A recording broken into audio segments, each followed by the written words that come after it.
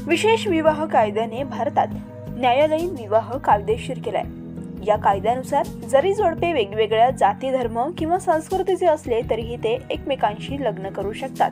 या दरम्यान तुम्ही कोर्ट मॅरेज किंवा मॅरेज रजिस्टर हा शब्द ऐकला असेल। मात्र कोर्ट मॅरेज आणि मॅरेज रजिस्टर यातला नेमका फरक काय हे माहिती आहे का?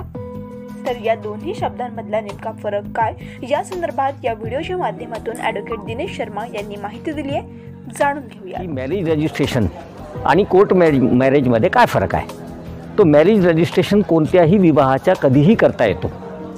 समजा कोणी व्यक्ती परंपरागत पद्धतीने ज्याचे लग्न झालेले आहे, बौद्ध धर्मानुसार, हिंदू धर्मानुसार किंवा जैन धर्मानुसार किंवा मुस्लिम धर्मानुसार त्याचे विवाह कधीही झाले असेल आणि त्याला आपले विवाहाचे प्रमाणपत्र पाहिजे असेल तर तो आपले विवाह रजिस्ट्रेशन करत आहे, त्याला कायद्याने मॅरेज रजिस्ट्रेशन म्हणतात।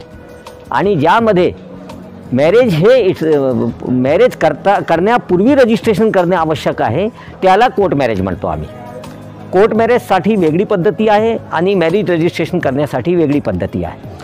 मॅरेज रजिस्ट्रेशन करण्यासाठी आपल्याला विवाहाचा पुरावा द्यावा लागतो की आम्ही पूर्वी विवाहित आहो, आम्हाला मुलं बाळं असेल नसेल ते प्रश्न वेगळा, पण आम्ही विवाहित आहो, या तारखेला आमचा विवाह झालेला आहे, हा पुरोहित आहे, हे त्याचे साक्षीदार आहे, त्यांचे मला ॲफिडेविट द्यावे लागते। ते दिल्यानंतर दुसऱ्या दिवशी मॅरेज रजिस्ट्रेशन सर्टिफिकेट भेटून जातो आपल्याला।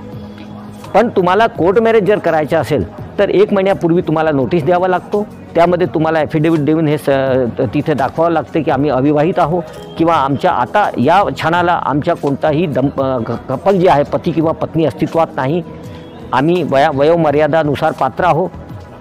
हे सर्व कागदपत्र गोळा करून जे 31व्या दिवशी जे प्रमाणपत्र देण्यात येतो तो रजिस्टर्ड मॅरेजचा प्रमाणपत्र असतो। हे फरक आहे दोन्हीमध्ये। कोर्ट मॅरेज जर तुम्हाला करायचे असेल तर पती आणि पत्नी एकतर त्यांचे वयस्क होणे आवश्यक आहे, मतलब मुलगी 18 वर्षापेक्षा जास्त आणि मुलगा 21 वर्षापेक्षा जास्त असणे आवश्यक असल्यामुळे त्यांचे जन्म प्रमाणपत्र आवश्यक आहे, त्यांची TC आवश्यक आहे, शाळेत सोडण्याचं प्रमाणपत्र, त्यांचे आधार कार्ड जरुरी आहे आणि त्यांना ओळखणारे 2-3 साक्षीदार तिथे आवश्यक असतात।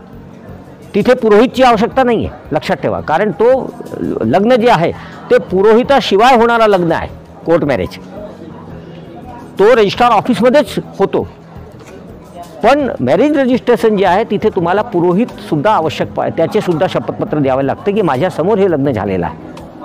हे फरक आहे दोन्हीमध्ये। तर मॅरेज रजिस्टर करत असताना लग्न लावून देणाऱ्या गुरुजींचं शपथपत्र देखील महत्त्वाचं आहे। तर कोर्ट मॅरेजमध्ये गुरुजींचा काहीही संबंध नसतो। कोर्ट मॅरेज हे रजिस्टर्ड ऑफिसमध्ये लावण्यात येतं। अशा प्रकारची महत्त्वपूर्ण माहिती आपण या व्हिडिओतून जाणून घेतली आहे। Amita Shinde, news 18 local, Wardha.